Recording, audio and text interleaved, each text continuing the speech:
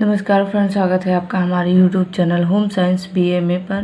Friends, इस class में हम देखेंगे BA सेकेंड सेमेस्टर का पार्ट बी। ये जो आपका सेकेंड सेमेस्टर और फोर्थ सेमेस्टर होता है, इसमें जो आपका सिलेबस होता है वो दो पार्ट में डिवाइड होता है। एक पार्ट हमने कवर कर दिया, अब हम दूसरा पार्ट देखेंगे। पहला पार्ट आपका था वस्त्र विज्ञान के बारे में, अब दूसरा पार्ट है गृह प्रबंध का परिचय। तो हम गृह प्रबंध के बारे में देखेंगे, ये आपका पार्ट बी है। सबसे पहले देखते हैं गृह प्रबंध होता क्या है। गृह का मतलब होता है घर और प्रबंध का मतलब होता है व्यवस्था करना। जब हम किसी घर को अच्छे से व्यवस्थित करते हैं तो उसको गृह प्रबंध कहा जाता है। तो इस तरीके से आपको इसमें पढ़ना है कि जो हमारा घर होता है उसको किस तरीके से व्यवस्थित करके हम रखें कि हमारा सारा काम अच्छे से हो जाए। तो गृह प्रबंध का मतलब सिर्फ इतना सा है कि हम अपने घर को किस तरीके से सजा करके रखें। गृह व्यवस्था दो शब्दों से मिलकर बना है, गृह एवं व्यवस्था। गृह और मकान को प्रायः समान अर्थों में समझा जाता है, लेकिन दोनों के अर्थ में अंतर होता है।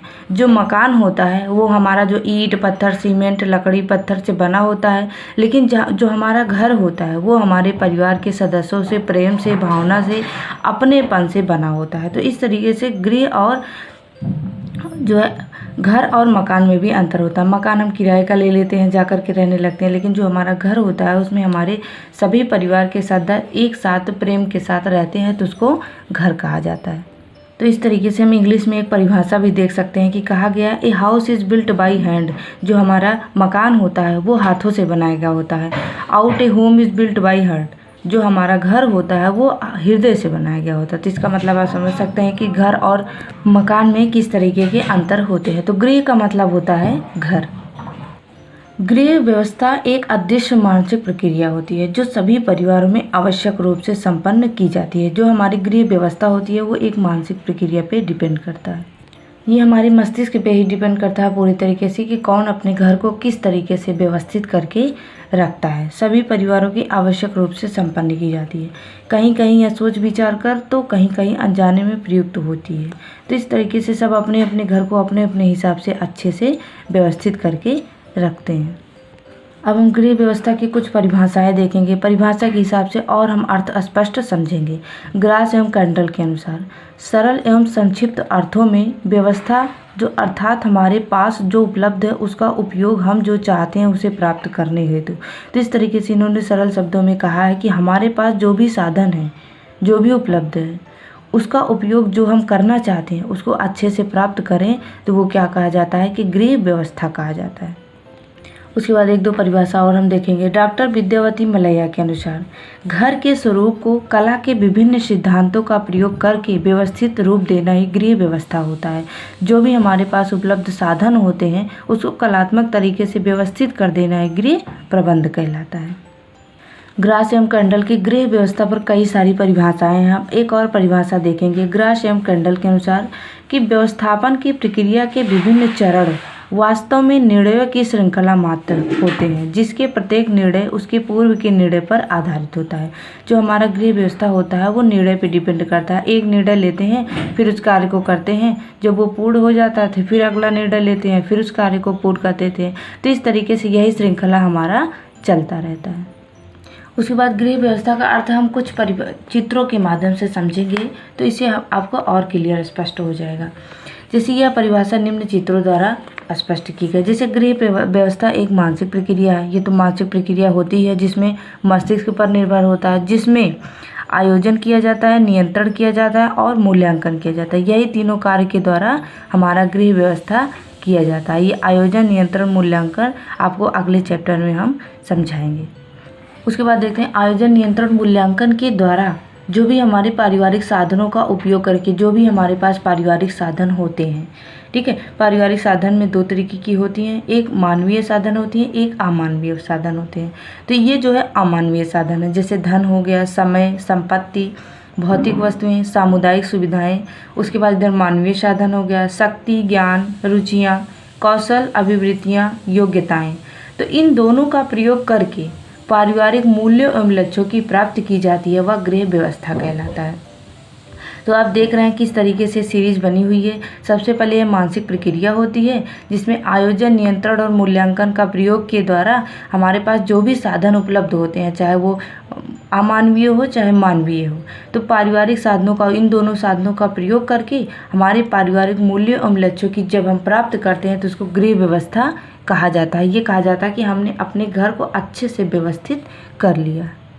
उसके बाद एक छोटी सी परिभाषा और है। इस परिभाषा से दो बातें स्पष्ट होती है। जैसे गृह, प्रथम जो होती है वो गृह व्यवस्था एक मानसिक प्रक्रिया है। ये तो सही बात है कि गृह व्यवस्था जो होती है पूरे तरीके से मानसिक प्रक्रिया होती है।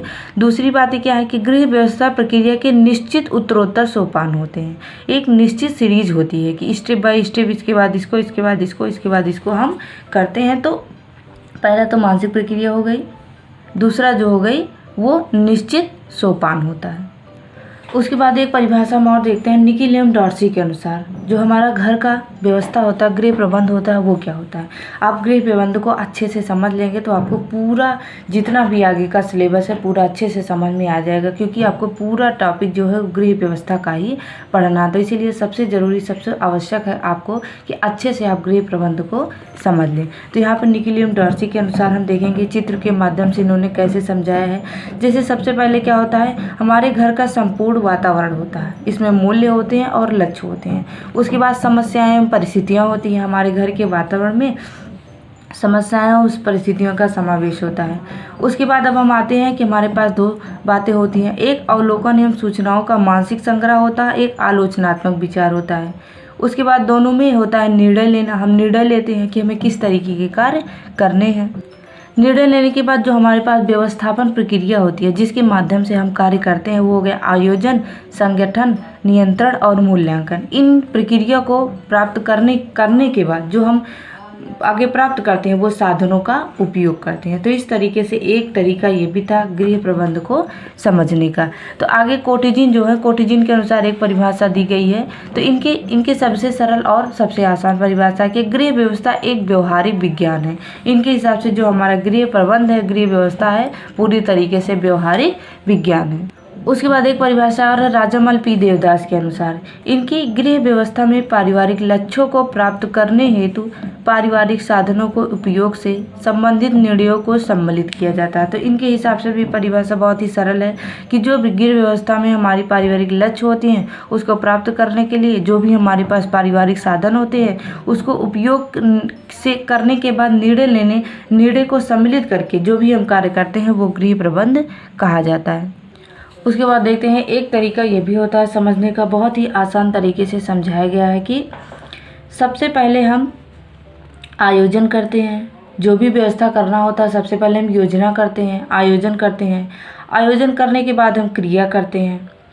उस क्रिया मतलब जो भी हम कार्य करते हैं। उसके बाद करने के बाद क्रियान्वयन की नियंत्रण, जो भी हमारे कार्य होते हैं उसको कंट्रोलिंग मतलब एक सीक्वेंस तरीके से करते हैं। उसके बाद लक्ष्य की प्राप्त करते हैं। लक्ष्य प्राप्त करने के बाद मूल्यांकन की सफलता का मूल्यांकन किया जाता है कि जो भी कार्य हमने किया है वो कहाँ तक सही है, कहाँ तक गलत है। अगर उसमें कुछ कमी है तो उसको हमें पुनः करने की आवश्यकता होती है। फिर यह मूल्यांकन करने के बाद हम निर्णय लेते हैं कि क्या सही है क्या गलत है। उसके बाद है आगामी समस्या हेतु। उसके बाद जो हमारी समस्या होती है, जो भी हमारे समस्या होती है उसको हम समाधान करते हैं। उसके बाद आ गया आयोजन, नियंत्रण एवं मूल्यांकन। व्यवस्था प्रक्रिया के यह तीन अंग स्वतंत्र भी हैं और एक दूसरे से संबंधित भी है। जो भी हमारा आयोजन होता है, नियंत्रण होता है, मूल्यांकन होता है, वो तीनों आपस में कनेक्टेड भी होते हैं और पूरी तरीके से स्वतंत्र भी होती हैं। इन्हीं तीनों के द्वारा जो हमारा गृह प्रबंध, गृह व्यवस्था का कार्य होता है वो पूर्ण होता है। उसके बाद गृह व्यवस्था घर के समस्त साधनों को इस प्रकार प्रयोग करना जिससे परिवार के सभी सदस्य सुख और शांतिमय जीवन जी सकें, वो गृह व्यवस्था कहलाती है। तो गृह व्यवस्था जो होती है, गृह व्यवस्था का सीधा सा अगर उद्देश्य देखें तो ये होता है कि घर के जितने भी सामान होते हैं उनको सभी को व्यवस्थित कर दिया जाए और घर के जितने भी सदस्य हैं वो सुख और शांतिमय जीवन जी सकें। अब हम थोड़ा सा दर्शन के बारे में देखेंगे कि दर्शन क्या होता है। किसी व्यक्ति के जो बाहरी रूप हमें दिखाई देते हैं उसको दर्शन कहा जाता है। जैसे प्रत्येक व्यक्ति का अपना जीवन दर्शन होता है, सबकी अपनी इच्छा, सबका अपना व्यवहार, सब चीज़ का अपना अलग अलग दर्शन होता है, चाहे वह उसे उस रूप में महत्व न दे। पारिवारिक जीवन में दर्शन व्यक्ति अथवा समूह के व्यवहार का निर्देशक होता है।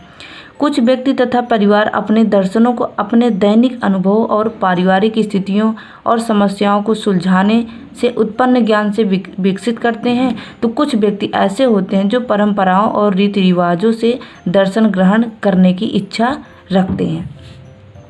तो इस तरीके से दो तरीके के व्यक्ति होते हैं। कुछ व्यक्ति ऐसे होते हैं जो अपने इच्छा अनुसार अपने हिसाब से कार्य करते हैं, और कुछ व्यक्ति ऐसे होते हैं जो अपनी सदियों से चली पुरानी परंपराएं जो होती हैं उससे रिलेटेड कार्य करते हैं। तो इस तरीके से अलग अलग व्यक्ति होते हैं। उसके बाद है दर्शन का विकास। दर्शन का विकास प्रायः व्यक्ति अपने अनुभव द्वारा करता है। जो भी उसका अनुभव होता है पहले के, उसके हिसाब से वो अपने दर्शन का विकास करता है। जैसे अनुभव प्रत्येक क्षण का बुना हुआ भाग है जो जीवन का आधार तैयार करता है। घर में अनुभव जीवन के आसपास तथा अन्य व्यक्तियों अथवा पारिवारिक सदस्यों के समूह के साथ घूमता रहता है। जैसे पारिवारिक मनोरंजन तथा खुशियों में भाग लेना, साधनों की व्यवस्था करना अथवा स्कूल की क्रियाओं में भाग लेना आदि, ये सब जो होता है हमारे दर्शन का विकास करता है। दर्शन न केवल व्यक्ति के लिए ही महत्वपूर्ण होता है वरन परिवार के सभी सदस्यों के लिए, अर्थात यह भी अत्यधिक महत्वपूर्ण होता है क्योंकि यह उसके सभी सदस्यों के जीवन, विचारों, भावनाओं और अनुभवों को अर्थ प्रदान करता है।